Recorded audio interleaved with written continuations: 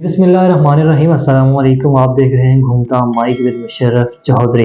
ख़वातीन व हज़रात, Pakistan super league का 10वां एडिशन जो है वो जारी और सारी है। कराची और रावलपिंडी में मैचेस हो चुके हैं। अब बारी है मुल्तान और जिंदा दिलाने लाहौर की। जी हाँ, बिल्कुल। कराची में 5 मैचेस हो चुके हैं और पिंडी भी अपने तमाम मैचेस करवा चुकी है। अब जी कुछ टीमें जो हैं वो मुल्तान क्रिकेट स्टेडियम पहुंच चुकी हैं और प्रैक्टिस भी जारी है, और कुछ टीमें जो हैं वो लाहौर पहुंच चुकी हैं। जी बिल्कुल, कल होना है लाहौर में मैच, और शायकीन की तरफ से कुछ शिकवे शिकायत भी हमें देखने को मिली सोशल मीडिया पे कि जी कराची की जो अवाम है वो ग्राउंड का रुख क्यों नहीं करती। आखिर क्या वजह है कि वो चाहे वीकेंड हो या वर्किंग डे हो, वो कोई भी मैच हो कराची में, कराची के लोग निकलते नहीं हैं। आखिर कराची के लोगों को हम मसला क्या है। तो जी इसीलिए पीसीबी ने इस बार जो है वो ज़्यादा मैचेस कराची में नहीं करवाए। सिर्फ 5 मैचेस जो हैं वो कराची में रखे थे, जो स्टार्ट में हो चुके हैं। अब लाहौर की बारी है। लाहौर में टोटल 13 मैचेस हैं फाइनल मिला के, और मुल्तान में भी बड़े ज़्यादा मैचेस हैं। और अगर हम बात करें रावलपिंडी में, तो जो वहाँ की आवाम है वो वहाँ लाजमी निकलती है, चाहे वर्किंग डे हो या फिर वीकेंड हो। तो लाहौरियों के लिए पहले भी मशहूर है कि वो कोई भी गेम हो, चाहे क्रिकेट हो, हॉकी हो, फुटबॉल हो या कोई भी और गेम हो, तो आवाम जो है वो वर्किंग डे हो या फिर वीकेंड हो, आवाम पे दर पे फैमिलीज़ के साथ, बच्चों के साथ, बुज़ुर्गों के साथ और दोस्त अहबाब मिल के काफ़ी दिन पहले ही प्लानिंग कर देते हैं कि फ़लाँ दिन मैच है इस टाइम और हमने टिकट लेनी है। अगर आपने मैच देखना है वहाँ जाकर क्रिकेट स्टेडियम में या कोई भी स्टेडियम हो वहाँ पे, तो आप हमें बता दें, हम भी आपकी टिकट बुक्स करवा लेते हैं। ये हमें देखने को मिलता है। और लाहौर की टीम, लाहौर की जो आवाम है वो पे दर पे ग्राउंड की तरफ हमें जाती हुई दिखाई देती है। इससे पहले भी हमने देखा पीएसएल के मैचेस हों हुआ या फिर इससे पहले चैंपियंस ट्रॉफी के भी देखने हमें मैचेस मिले यहाँ पे। तो अवाम कसीर तादाद में स्टेडियम्स का रुख करती है, और ये बड़ी अच्छी बात है क्योंकि पीएसएल जो है वो पाकिस्तान की लीग है, और दुनिया में इस लीग को दूसरे नंबर पर लीग करार दिया जा रहा है। बड़ी अच्छी लीग। इससे पहले 9 एडिशन हो चुके हैं, बड़े शानदार एडिशन रहे। गो के शुरू में पाकिस्तान में कोई भी खेल नहीं खेला जाता था। 2009 के बाद जब श्रीलंकन टीम पे लाहौर में ही दहशतगर्दों ने अटैक किया था, उसके बाद पाकिस्तान में किसी भी किस्म की कोई खेल की एक्टिविटी हमें देखने को नहीं मिली। बड़े अरसे बाद फिर जी जो उस वक्त के चेयरमैन थे पीसीबी के, नजम सेठी साहब, उनकी बड़ी अच्छी काविश है, हमें उनको क्रेडिट देना होगा। बड़ी अच्छी काविश की उन्होंने। पहले पीएसएल दुबई में करवाए, उसके बाद 2017 का जो फाइनल था, जी हमें याद है 2017 का फाइनल लाहौर के क्रिकेट स्टेडियम कज़ाफ़ी स्टेडियम में हुआ था, और मुल्तान पेशावर ज़ल्मी और कोयटा ग्लेडिएटर जो हैं वो मद्दे मुकाबल थी उस फाइनल में, और पेशावर ज़ल्मी ने वो मैच बड़े अच्छे तरीके से जीता था और 2017 की चैंपियन करार पाई थी। उसके बाद आहिस्ता आहिस्ता लेके अब तमाम तर पीएसएल तो पाकिस्तान में है ही है। इसके अलावा हमने देखा कि चैंपियन ट्रॉफी यहाँ खेली गई। अभी रिसेंटली जो है वो वुमेंस क्वालिफाइंग जो मैचेस थे वर्ल्ड कप के, वो भी यहाँ पे लाहौर में खेले गए। तो बड़ी अच्छी काविश है, नजम सेठी को क्रेडिट देना होगा।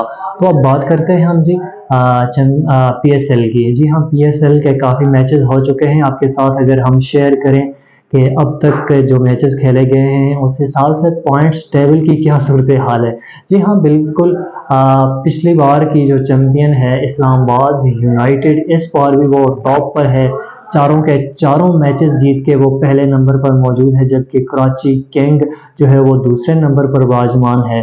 जबकि लाहौर कलंदर की अगर बात करें तो लाहौर कलंदर जो है वो पॉइंट्स टेबल पर तीसरे नंबर पर मौजूद है। पेशावर ज़ल्मी जो है वो जी चौथे नंबर पर मौजूद है, और 5वें नंबर पर जो है वो कोयटा ग्लेडिएटर। और मुसलसल 4 साल टॉप पर रहने वाली मुल्तान सुल्तान जो है वो अपने तीनों मैचेस हार के पॉइंट्स टेबल पर आखिरी नंबर पर विराजमान है अब तक। तो हम बात करेंगे मुल्तान पर भी कि आखिर क्या मसला हुआ है, क्या ऐसी चीज़ें हैं कि वो इस बार तीनों के तीनों मैचेस हार गए। तो इस पे भी बात करेंगे। सबसे पहले हम बात करेंगे रात जो मैच हुआ पेशावर ज़ल्मी और कराची किंग का। जी बिल्कुल, बॉलिंग पिच हमें देखने को मिली। बाबर आजम ने टॉस जीतकर बैटिंग का फैसला किया और खुद ओपन करने आए साइम अयूब के साथ। साइम अयूब की इस टाइम फॉर्म बिल्कुल ख़राब है। साइम अयूब जल्द ही आउट हो गए। बाबर आजम ने ज़िम्मेदाराना बैटिंग की और 50 अपनी स्कोर न कर पाए। वो कि बॉल्स ज़्यादा खेली लेकिन पिच ही कुछ बॉलिंग थी, इसलिए हम बाबर आजम को कसूरवार नहीं ठहराएंगे। इसके साथ हम बात करेंगे जी 147 रन बनाए पेशावर ज़िल्मी ने और 148 रन का टारगेट कराची किंग्स ने बड़ी मुश्किल से चेज़ किया। जी हाँ बिल्कुल, डेविड वार्नर पे बड़ी बातें हो रही थी। बहस मोबाइल से हमें देखने को मिले कि सबसे महंगा प्लेयर जो है वो PSL का इस बार का, वो कभी एक बना के आउट हो जाता है, कभी दो, कभी चार। तो जी रात को जिम्मेदाराना बैटिंग हमें देखने को मिली। कराची किंग के जो कप्तान हैं डेविड वार्नर, उन्होंने शानदार 60 रन की इनिंग खेली और आउट हो गए। एंड में जी खुशदिल शाह आजकल जी बड़ी अच्छी फॉर्म में है और अब बैटिंग के साथ साथ बॉलिंग में भी बड़ी अच्छी कारकर्दगी का मुजाहरा देखने को मिल रहा है उनकी जानिब से।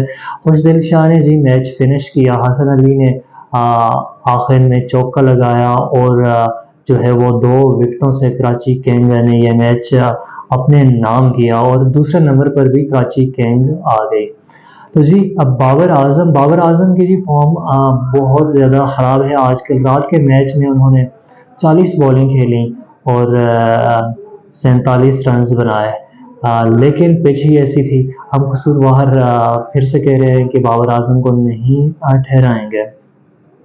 इसके साथ साथ हम बात करें साहिबजादा फरहान की। जी हाँ बिल्कुल, साहिबजादा फरहान जो हैं वो इस टाइम PSL में टॉप पे हैं और इसके साथ साथ आपको बताते चलें कि 2025 में अब तक दुनिया के तमाम बैट्समैनों को उन्होंने पीछे छोड़ दिया और पहले नंबर पर विराजमान है। जी हाँ बिल्कुल, उनकी तरफ से कई शानदार सेंचुरी हमें देखने को मिली T20 इंटरनेशनल में और चाहे डोमेस्टिक हो, PSL हो, और उन्होंने शानदार खेल का मुजाहिरा किया।